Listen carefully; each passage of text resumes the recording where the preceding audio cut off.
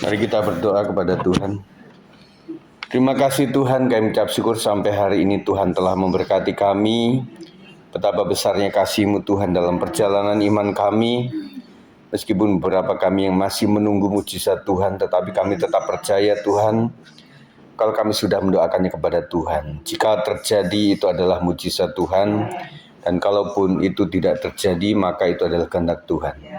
Ajarkan kami Tuhan selalu memuliakan Tuhan dalam keadaan apapun juga Tuhan. Ajarkan kami bisa mengendalikan pikiran kami, supaya pikiran kami sesuai dengan kehendak Tuhan. Terima kasih Tuhan, segala roh yang akan mengganggu dihancurkan dalam nama Yesus. Karena setiap kami akan belajar firman Tuhan, berkati hamba-Mu dengan perkataan yang baik, untuk menjadi berkat bagi kami semuanya. Terima kasih Tuhan, kami siap untuk mendengarkannya. Dalam nama Yesus kami berdoa. Yang percaya katakan, amin. Silakan duduk, shalom semuanya. Puji Tuhan, kita akan bicara mengenai menawan pikiran kepada Kristus. Jadi memang pikiran kita harus supaya tidak merajalela kemana-mana, tidak liar, maka harus dikendalikan oleh pikiran yang Kristus maui. Pembacaan kita dalam 2 Korintus 10 ayat 5, ini adalah terjemahan baru yang kedua ya. Mungkin kalau di Android, kalau yang masih terjemahan 1 itu mungkin agak beda, mungkin ya. Ayat 5 mengatakan 1, 2, 3, kami mematahkan setiap siasat orang dan merubuhkan setiap kubu yang dibangun oleh keangkuhan manusia untuk menentang pengenalan akan Allah. Kami menawan segala pikiran dan menaklukkannya kepada Kristus. Puji Tuhan Ibu sekalian bahwa setiap kita punya pikiran. Nah, tergantung kendalinya ini pikiran kita itu oleh karena pengalaman kita ataukah kendali emosi kita sesaat, tetapi pengennya sih supaya pikiran kita itu ditaklukkan kepada Kristus. Amin. Setiap hari kita berhadapan dengan berbagai pikiran, ada pikiran yang membangun iman, tetapi ada juga pikiran yang melemahkan hati. Nah, kita melihat bagaimana Ibu Hermai sudah menyaksikan bagaimana pikiran itu masih berkembang, maksudnya faktanya masih berjalan kan begitu ya. Tetapi belajar aja mengimani, ya puji Tuhan satu persatu Tuhan kasih tanda semakin ada peneguhan.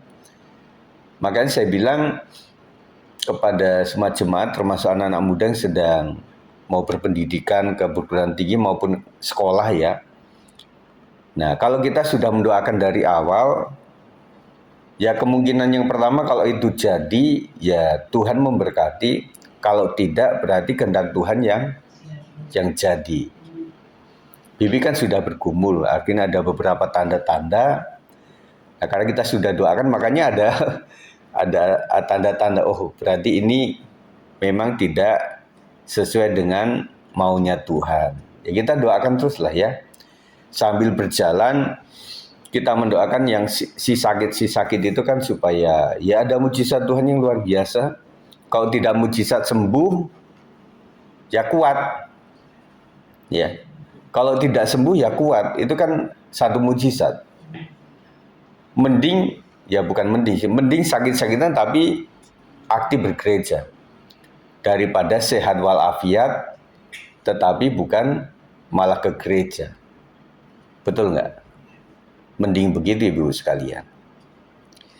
Tetapi ada juga pikiran yang melemahkan hati. Nah, hati kita itu kan memang sangat sensitif ya. Kalau hati sedang galau, apa-apa mudah emosi. Tapi kalau hatinya sedang baik-baik saja, orang bully kita pun ya kita tetap tenang begitu ya. Nah, kita diuji, dididik supaya dalam situasi apapun juga hati kita tetap baik. Amin Ibu sekalian. Bagaimana hati kita itu baik kepada orang lain yang memuliakan Tuhan. Meskipun kita itu ya mungkin atas izin Tuhan kita dihina-hina oleh orang.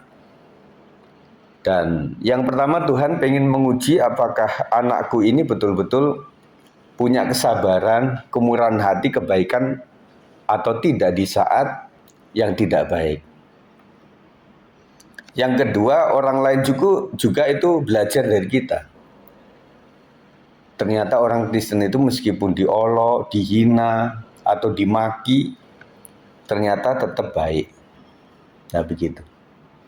Jadi apapun itu pikiran kita harus kita taklukkan dalam pikiran Kristus. Makanya jadilah orang-orang yang rajin berdoa. Setuju Ibu sekalian? Apapun kita doakan. Jadi membuat kita kalau kita sudah serahkan kepada Tuhan, kita jangan ambil lagi. Membuat kita damai gitu loh. Damai pertama adalah ya udah kan saya udah serahkan kepada Tuhan. Damai yang kedua, apapun yang terjadi ya sudah, itu atas kehendak Tuhan. Dan kalau A tidak terjadi, tidak kita miliki, pasti Tuhan sediakan B, C, D sampai Z yang terbaik. Kita dididik seperti ini. Sebagai wanita rumah tangga Kristen, mungkin sering muncul pikiran seperti saya tidak sanggup lagi. Aku tak sanggup lagi, kan begitu. Benar gak Bu? Kadang kita di tengah-tengah kelemahan kita, di tengah-tengah ya dompet lagi kosong, kita keadaannya sedang tidak baik, ya aku tak sanggup lagi nih, gimana gitu ya. Dan mengapa masalah keluarga tidak kunjung selesai? Ya kalau orang-orang bijak bilang, ya siapa suruh menikah, kan begitu. Ya makanya kita bimbinglah anak-anak kita itu tidak cuma senang kemudian menikah, habis itu gambarannya takutnya beda. Makanya anak-anak kita itu memang dikasih waktu untuk masa berpacaran itu adalah saling mengenal satu dengan yang lain dan juga mengenal keluarga besar dari calonnya itu loh. Karakternya bagaimana, keadaannya seperti apa. Kalau di luar negeri itu lebih saklek Ibu sekalian. Jadi para calon itu kayak seperti tes general check up. Misalnya gini, ini satu wanita ini atau satu pria ini dilihat dari cek besar itu ternyata punya keturunan tensi tinggi, misalnya gitu. Ada riwayat keluarga besarnya sakit jantung, misalnya begitu. Atau ada keturunan sebagai orang yang asam urat, misalnya begitu ya. Atau bahkan seandainya ada keluarga besarnya memang beberapa itu tidak bisa memiliki anak, misalnya gitu. Jadi kalau mereka fair, jadi kalau memang yang terakhir ini ya udah kita nggak lanjutkan ya, karena dites dari kedokteran itu memang kamu sulit untuk punya anak. Mereka bisa putus di situ. Tetapi keluarga besar nggak berantem, artinya sudah sah, itu ceknya adalah menurut medis begitu ya. Kalau Indonesia nggak begitu ya. Tetapi ada orang-orang beriman ingin membuktikan gitu loh. Nah kalau tes dokter itu memang ini rata-rata tidak punya anak, ya udah kita imani saja. Kita jadi menikah, kita doakan supaya mujizat terjadi. Ibu-ibu bayangkan kalau si putri ini kemudian nggak mendapatkan jodoh yang punya iman seperti ini, selamanya dia dalam tanda kutip nggak laku. Kasihan kan? Jadi akhirnya dia berontak dalam hati, tidak menilai dirinya dengan tidak baik, kemudian dia jadi depresi dan sebagainya, malah tidak jadi yang baik gitu loh. Tetapi ternyata ada seorang yang rela untuk menikahi dia, dan bahkan seorang laki ini bilang begini, kekasihku, kalau engkau jadi menikah dengan aku, kau punya anak, tidak punya anak, tidak masalah. Karena buat aku tujuan menikah tidak selalu harus seperti itu. Wah, menjadikan apa? Si gadis ini menjadikan berbangga hati. Dan rasa dinilai dirinya itu memang berharga. Jadi membuat keluarga ini tidak menjadi keluarga yang akhirnya masa depan suram, enggak. Tetapi di generasi itu, si anak putri ini ternyata ada keluarga yang mau menikahi dan mau menerima apa adanya. Tetapi kalau memang kemudian berani beriman, berani menerima seorang gadis ini dan kemudian mujizat terjadi dan kemudian punya anak, wah itu mujizat luar biasa. Jadi keluarga besar dari wanita itu menunjukkan bahwa rata-rata kita itu ya susah untuk punya anak. Tetapi di anak ini kok ternyata ada mujizat Tuhan yang luar biasa. Nah, dari generasi itu maka dipatahkanlah sebuah pemahaman bahwa keluarga ini adalah keluarga yang maaf kata mandul gitu. Enggak. Jadi dengan adanya generasi yang diterima oleh seorang laki-laki dari keluarga yang beriman itu ternyata mengentaskan atau memuliakan keluarga ini. Mengerti Ibu? Itu adalah tata kelola iman kita supaya mujizat dinyatakan luar biasa. Atau apakah Tuhan masih memperhatikan saya? Kadang-kadang kita berpikir, ini suami nggak perhatikan, anak nggak perhatikan, jangan-jangan Tuhan juga nggak perhatikan saya gitu kan. Pernah nggak ibu-ibu ngalamin gitu? Di tengah malam, ibu-ibu udah capek lelah, kemudian suami nggak menghargai, anak-anak rewel, kemudian ibu tuh lagi merenung dan berkata, mungkin Tuhan juga nggak memperhatikan saya. Kan begitu ya. Tetapi saya ingatkan bahwa Tuhan itu perhatikan kita bukan karena kita baik. Amin. Justru kita itu yang perlu ditolong itu adalah kita yang memang jelek, buruk gitu loh. Kita memang keturunan orang berdosa. Tidak ada yang layak kita itu. Yang bicara juga tidak layak. Tetapi justru Tuhan itu datang kepada domba yang hilang. Bukan domba yang baik-baik saja. Gitu kan. Jadi 100 domba itu ada yang satu. Kenapa tersesat? Ya mungkin nakal. Kalau bayangan saya. Kan gembala udah ngasih tahu petunjuk tuh. Tetapi domba-domba ikuti semuanya, dia meleng. Nyebrang. Jatuhlah dia ke jurang.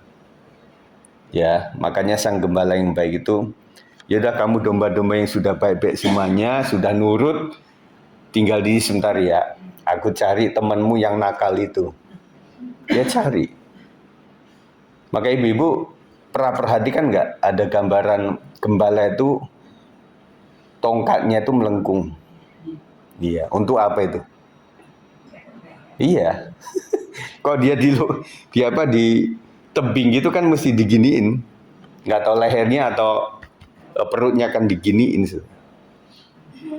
Nah itulah ya. Jadi Tuhan masih mengasihi kita lah. Amin ibu sekalian. Saya juga merasa banyak salah di hadapan Tuhan itu. Kita merasa banyak dosa, tidak nurut, kadang bawel sama Tuhan, kok diberkati aja, oh puji syukur. Tetapi kalau nggak diberkati kita mulai, aku nggak melayani lagi Pak Gem. Kayaknya hidupku ini susah selalu, Tuhan nggak perhatikan saya. Jangan begitu ya. Nah, meskipun kita merasa tidak diberkati dengan harta yang banyak, tetapi kita tunjukkan bahwa Tuhan meskipun engkau tidak sedang memberkati aku tetap mau melayani kok. Aku tetap mau berusaha untuk bersukacita dalam melayani pekerjaan Tuhan. Aku berusaha untuk tetap setia meskipun keadaan sedang tidak baik-baik saja. Wah, Tuhan angkat jempol. Nah, ini baru nih muridku yang setia. Gitu ibu-ibu sekalian ya. Jadi ukuran Tuhan itu adalah di saat kita tidak ada alasan untuk setia tetapi bisa setia, itu nilainya tinggi. Di saat kita seharusnya tidak bisa memberi banyak, tetapi kita memiliki hati untuk bisa memberi, maka Tuhan perhatikan itu. Amin. Makanya Tuhan tuh lihat orang yang pemberi yang sejati itu tidak dilihat ketika dia kaya. Kalau dia kaya itu kasih apapun bisa, benar nggak? Tetapi justru di saat dia nggak ada, tetapi dia masih memberikan persembahan, membantu yang lain. Itu ukurannya dari situ. Berulang saya katakan ada orang berkata, wah Tuhan berkati saya dengan rumah yang gede, supaya nanti bisa orang-orang kumpul untuk komsel atau bagaimana. Tetapi kadang pikiran saya berkata, Tuhan tuh melihat ketika kita memang rumahnya masih kecil, dan kemudian ruangnya juga masih sempit, apakah kita memberikan waktu untuk dipakai untuk berkomsel? Tuhan Yesus melihatnya di situ. Makanya Tuhan berkata gini, wah, anakku ini rumahnya masih sempit pun dia sudah kasih ruang untuk gembala atau pelayan yang cuma 5 orang itu, cuma beberapa orang dan datang ke situ untuk mendoakan rumah itu.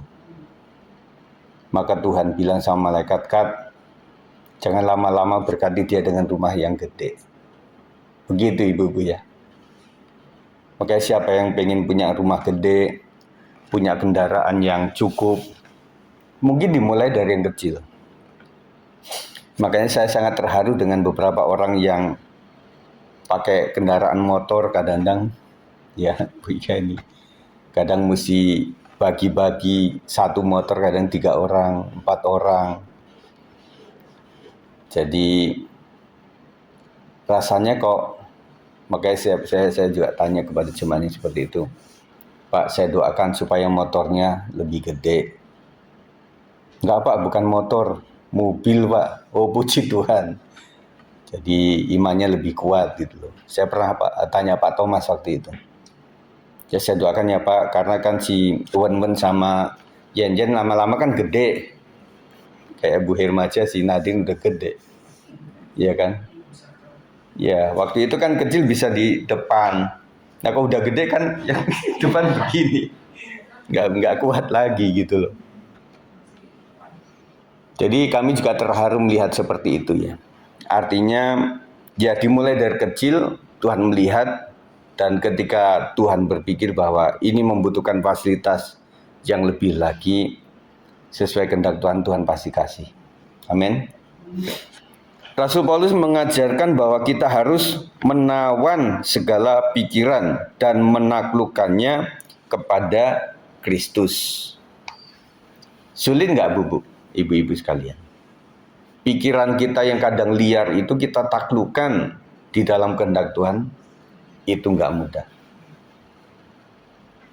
Seorang ibu mungkin bisa menaklukkan pikiran itulah, cemas keluar dari pikiranku, supaya kita tak mantap di dalam Tuhan. Suami kan belum tentu mendukung. Betul nggak? Kita sudah beriman sungguh, pasangan hidup belum tentu. Kamu pakai otak, jangan pakai iman doang. Kan begitu ya. Hitung dong keuangan kita. Masa pengennya yang tinggi-tinggi begitu. Itu kadang-kadang kita masih bergulat untuk menyatukan iman. Ibu sekalian, suami kita meskipun rajin bergereja, belum tentu imannya bertumbuh. Belum tentu. Apalagi yang enggak. Benar enggak? Belum tentu. Kita masih silang pendapat, beda pendapat, dan sebagainya. Dan kita bergumul untuk itu sekalian. Nah di titik inilah kita kadang berpikir, berarti enak nggak menikah ya? Semua kan kita yang putusin. Kalau ada suami kok jadi repot begitu ya? Benar nggak? Tetapi bukan itu maksud saya. Kita sudah kadang punya suami kan? Nggak mungkin kita ceraikan, nggak boleh kan? Ya terima aja ya Mbak Sol ya. Apapun keadaannya. Bu Ika terima saja apa keadaannya. Kan begitu. Ya. Bersyukur bibi ini. Nah jadi kita itu harus sepakat dengan diri kita. Kita berjuang sama-sama lah. Kita satukan iman. Dan menaklukkannya kepada Kristus, ini berarti kita tidak membiarkan pikiran negatif menguasai hidup kita. Jadi pola pikir yang positif itu perlu kita kembangkan, dan pola pikir yang negatif perlu kita hentikan, kita matikan. Setuju? Dan ternyata dalam hidup kita kebanyakan yang muncul adalah negatif. Itu. Ada kabar begal, kita jadi negatif.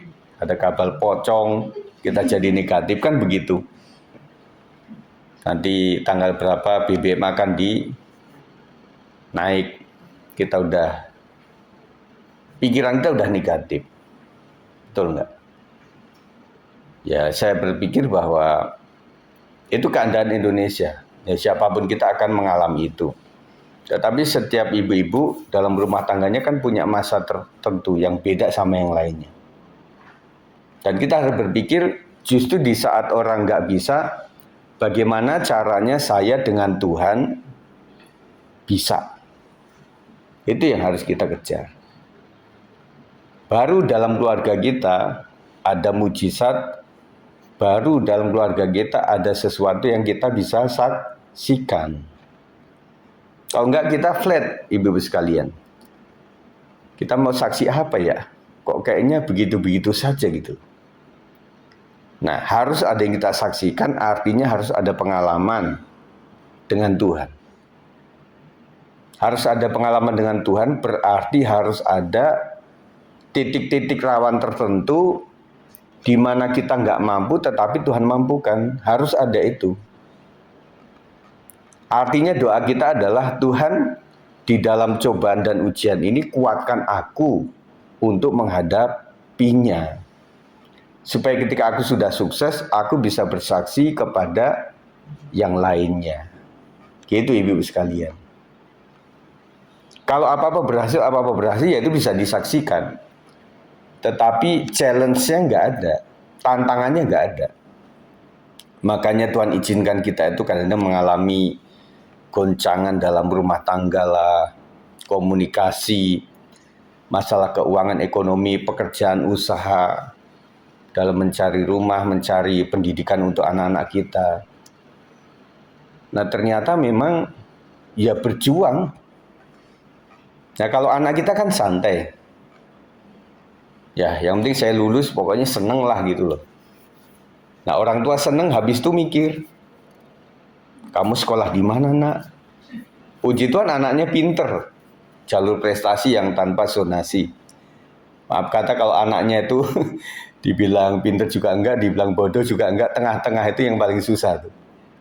Ya, jadi kamu masuk jalur apa ya? Apalagi ada beberapa orang komplain sejak dulu itu wilayahnya itu tidak masuk kemana-mana, kan ada tuh. Ada waktu itu. Jadi kalau di pinggiran sana itu Bogor enggak, Depok juga enggak gitu loh. Jadi ke sana jauh, ke sini juga jauh.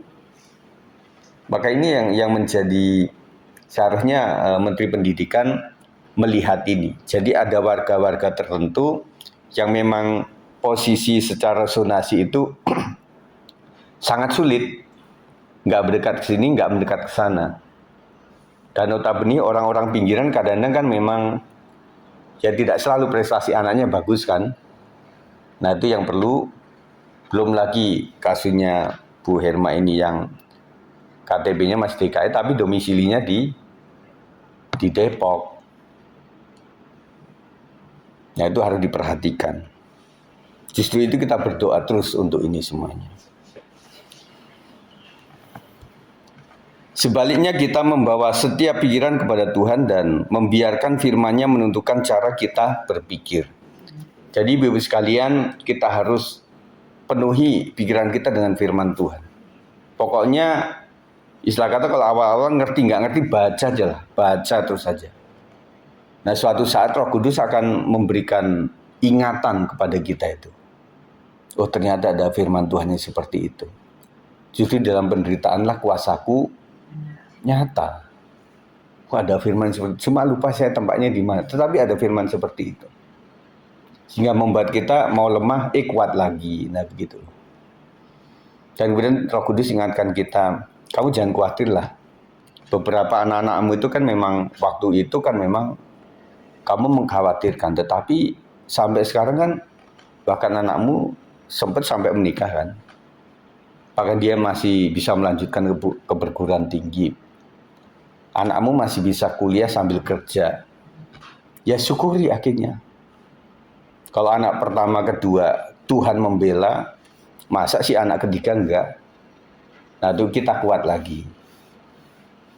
Jadi Roh Kudus itu memang sangat berperan dalam kehidupan kita.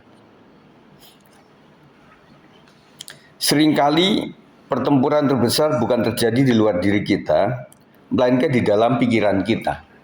Jadi kendali hidup kita ada dalam pikiran kita, Ibu sekalian. Betul ya? Jadi kita mau apa kan pikiran dulu. Kita lagi mikirin, mau cendol. Nah, akhirnya apa? Turun ke kaki, jalan, ngambil kunci motor, starter, pergi ke tempat cendol. Kan begitu. Jadi semua dikendalikan oleh pikiran kita. Saudara berpikir apa, akhirnya tindakan terjadi. Makanya selalu saya berdoa itu, Tuhan ampuni pikiranku, perkataanku, dan juga tindakanku yang tidak berkenan di mata Tuhan. Awalnya dari pikiran kita. Makanya pikiran kita penuhi dengan iman kepada Tuhan. Tuhan kata orang hari ini susah. Tetapi sesuai dengan imanku, justru dalam kesusahan Tuhan bekerja untuk mendatangkan mujizat. Puji Tuhan. Kita harus melakukan seperti itu. Iblis berusaha menanamkan keraguan. Ya. Jadi iblis itu pengennya kita ragu gitu loh. Kita sudah serahkan kepada Tuhan, habis itu masih pusing kita. Dan Tuhan ingatkan melalui Roh Kudusnya, ya kamu kan sudah berdoa pagi tadi. Kenapa sekarang bingungnya kayak begitu gitu loh. Nah kemudian iblis juga menanamkan ketakutan. Jadi ketakutan yang nggak pugu lah kata orang Sunda itu. Artinya ya takut aja. Jadi secara rasio kita akhirnya takut. Pada saat bumbu-bumbu dapur dan perlengkapan maksud saya bahan-bahan makanan mulai menipis, kita mulai ketakutan di situ. Roh Kudus mengarahkan kita. Jangan takut mulu. Ingat, ada cerita firman Tuhan itu. Hanya dengan 5 roti, 2 ikan, sanggup mencukupi ribuan orang. Kita kuat lagi. Nah begitu Ibu sekalian. Makanya penuhi pikiran kita dengan firman Tuhan. Dengan cerita-cerita firman Tuhan yang luar biasa. Tentang pengampunan, tentang pembelaan, tentang mujizat-mujizat. Dan akhirnya teraplikasi dalam kehidupan kita. Dan ketika kita kuat, kita bisa menguatkan pasangan hidup kita. Menguatkan anak-anak kita yang mulai lemah. Kita harus kuat. Dan keputusasaan. Nah ini iblis paling suka membuat kita putus asa. Broken heart, broken home, dan kemudian banyaklah yang membuat kita putus asa. Dan putus asa kalau dipelihara nanti lama-lama pahit hati. Nah kalau orang sudah pahit hati itu susah untuk dipulihkan. Orang yang pahit hati. Makanya jangan pendam amarah sampai matahari terbenam. Makanya saya sering bilang kan, kalau kita pengen sabar, jadilah seperti orang Jawa. Tetapi kalau pengen kebenaran ditegakkan, jadilah seperti orang Batak. Ya marah hari, habis itu selesai. Tetapi kalau orang Jawa, dia lebih sabar. Dalam artian dia injek di apapun juga tetap sabar begitu ya. Namun firman Tuhan mengatakan bahwa kita memiliki kuasa dalam Kristus untuk merubuhkan benteng-benteng pikiran yang salah. Jadi ibu-ibu sekalian kita membutuhkan kuasa yang dari Tuhan. Untuk merubuhkan benteng-benteng pikiran-pikiran yang salah. Kita membutuhkan kuasa Tuhan. Tuhan Yesus, kuatkan aku Tuhan aku, kok khawatir terus di dalam nama Yesus. Sudah ditengang-tenging dari pagi kok tetap khawatir saja. Nah kita minta bantuan Roh Kudus supaya Roh Kudus itu membebaskan kita. Ketika muncul ketakutan, ingatlah bahwa Tuhan adalah penolong kita. Jadi cara mengingat Tuhan Sang Penolong adalah yang pertama dari firman Tuhan, cerita-cerita Alkitab. Yang kedua dari kesaksian teman-teman kita.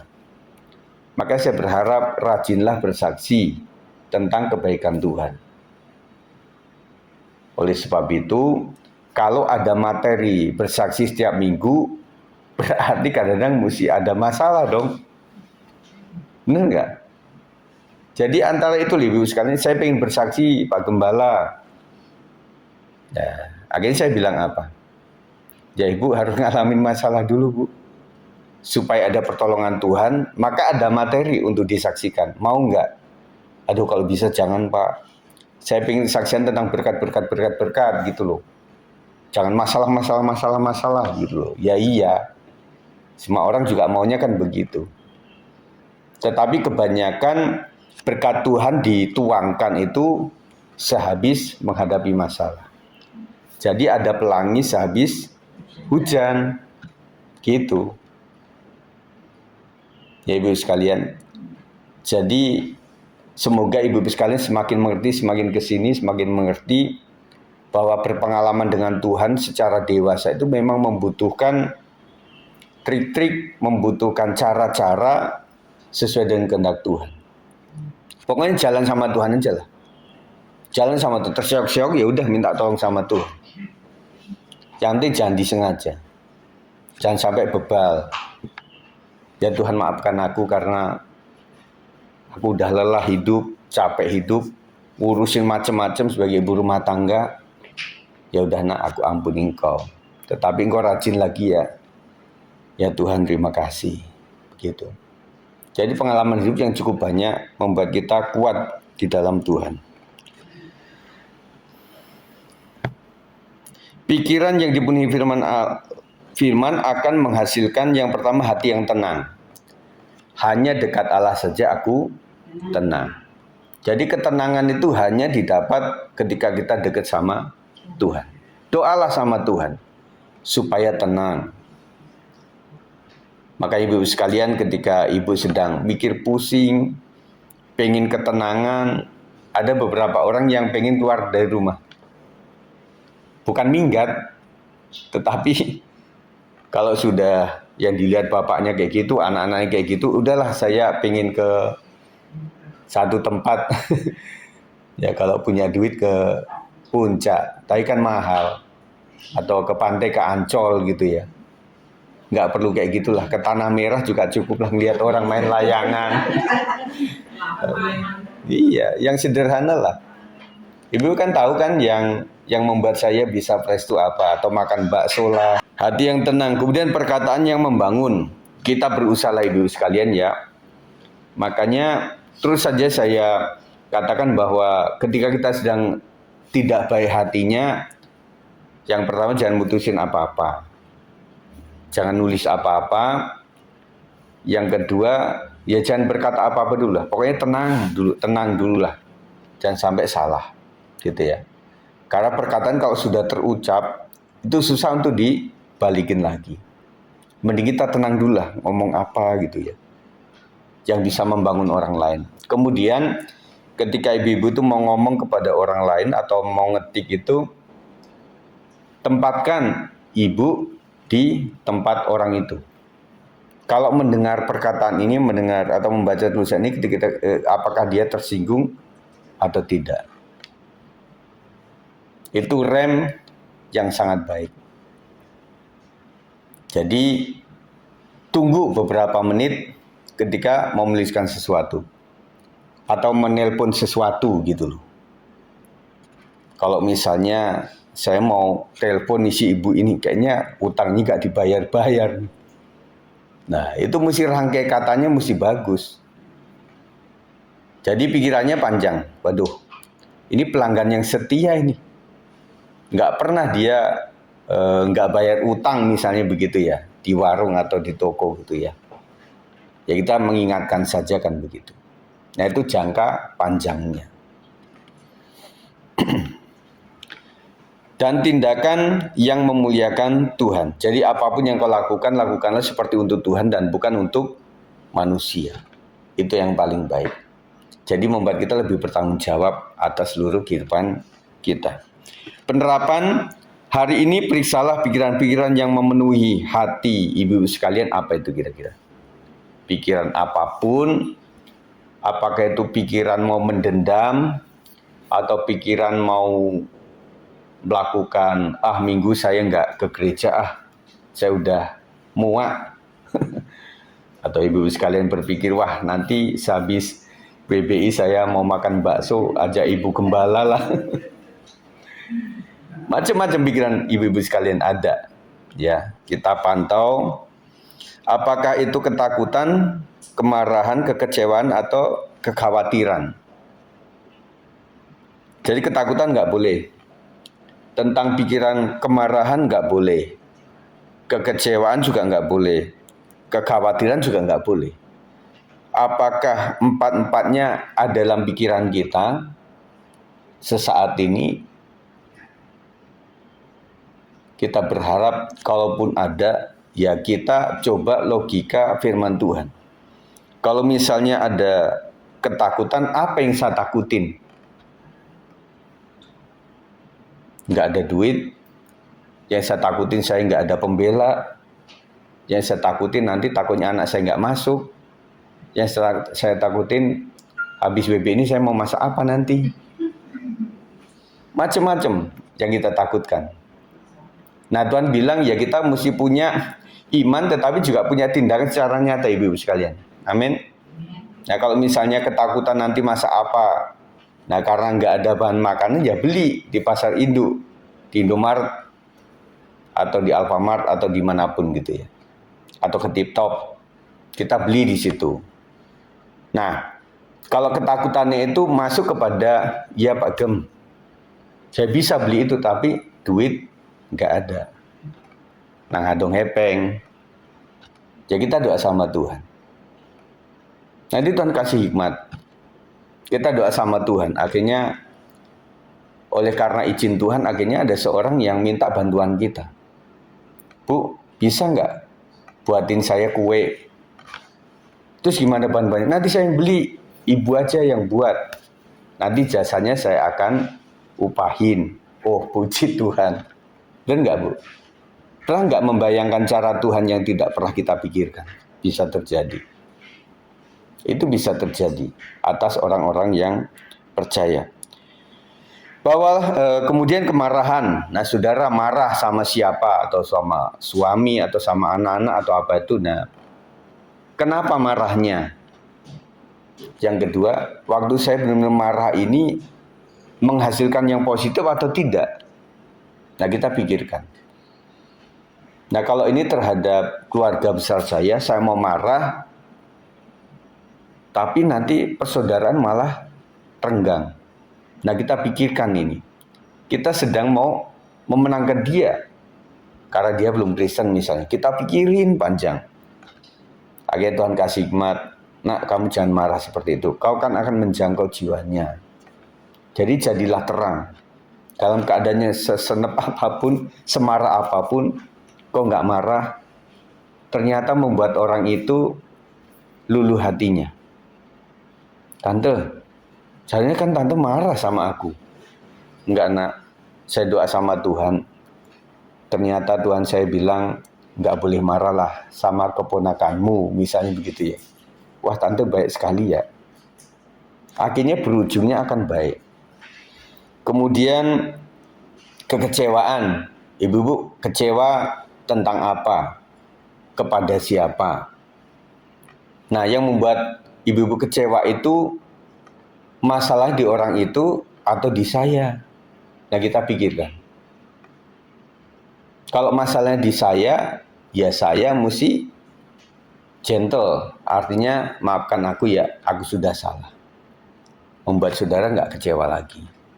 Kalau memang dia yang mengecewakan, ya kita datang, ya udahlah. Apapun kesalahan kita lupakanlah. Namanya pertemanan, pertemanan lah.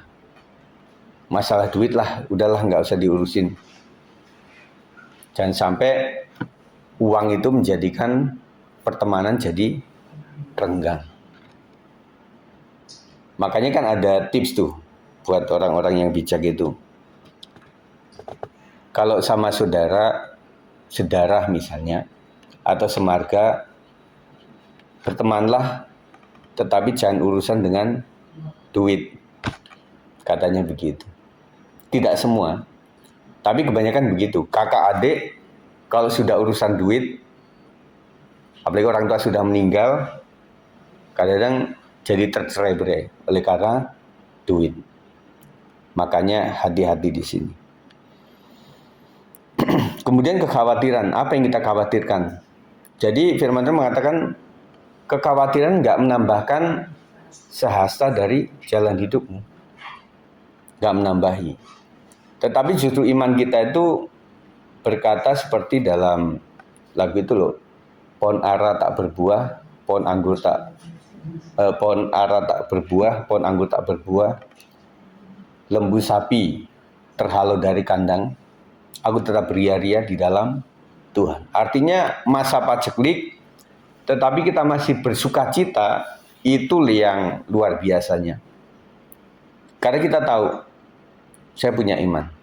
Dalam paceklik, Tuhan sanggup mencukupi. Dalam keadaan tidak ada perlindungan, Tuhan sanggup melindungi. Dan kemudian saya tetap percaya apapun yang terjadi atas izin Tuhan. Di masa apapun, di era apapun, anak-anak Tuhan tidak pernah sendirian. Tuhan selalu menjaga. Buktinya apa?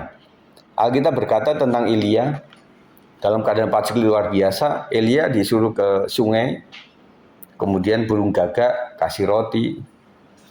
Dan menurut penafsiran burung gagak itu adalah burung yang paling rakus. Jangankan roti yang ada di paruhnya, di burung lain aja dia kejar kok. Benar nggak?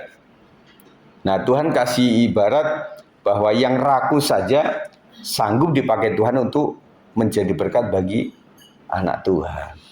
Nah, kita ingat di situ. Aduh Tuhan, saya minyaknya tinggal dikit, ingat janda Sarfat. Tuhan, saya punya uang cuma tinggal kecil-kecil itu, koin-koin itu. Ingat janda yang ada di Baitul yang mempersembahkan beberapa peser saja. Jadi makanya firman Tuhan memperlengkapi kita dengan pengalaman-pengalaman yang luar biasa. Amin Ibu sekalian. Yang terakhir, bawalah semuanya kepada Kristus dan biarkan firman-Nya menguasai hati ibu-ibu sekalian. Itu yang saya sampaikan hari ini. Kita akan berdoa sama-sama. Tuhan Yesus, terima kasih pada sore hari ini. Hamba-Mu sudah berbicara kepada ibu-ibu yang ada di sini. Tuhan berkati mereka dengan hikmat, bisa mengendalikan pikiran mereka dengan baik. Mereka bisa melepaskan daripada ketakutan, kemarahan, kekecewaan, ataupun kekhawatiran Tuhan. Kami percaya dalam keadaan yang tidak baik, memacu iman kami untuk beriman kepada Tuhan. Dan dengan kacamata pandang iman itu membuat sesuatu yang mustahil menjadi tidak mustahil. Kami percaya Tuhan banyak hal yang kami hadapi yang secara manusia mustahil untuk bisa kami hadapi. Tetapi justru itulah Tuhan menyatakan kuasa-Nya bahwa dalam segala penderitaan kami, kuasa Tuhan semakin nyata atas kami Tuhan. Berkati ibu-ibu dengan segala masalahnya, dan segala apa yang mereka pikirkan supaya mereka dikendalikan oleh firman Kristus. Dan segala kekhawatiran, segala ketakutan, segala amarah yang dalam hati ibu sekalian, kami hancurkan di dalam nama Yesus Kristus, supaya berkat damai yang daripada Tuhan, penyertaan Tuhan melalui firman Tuhan, memberkati ibu semuanya. Terima kasih, kami bersyukur pada sore hari ini, kami terima firman Tuhan dengan segenap hati kami. Haleluya. Amin. Puji Tuhan ibu sekalian.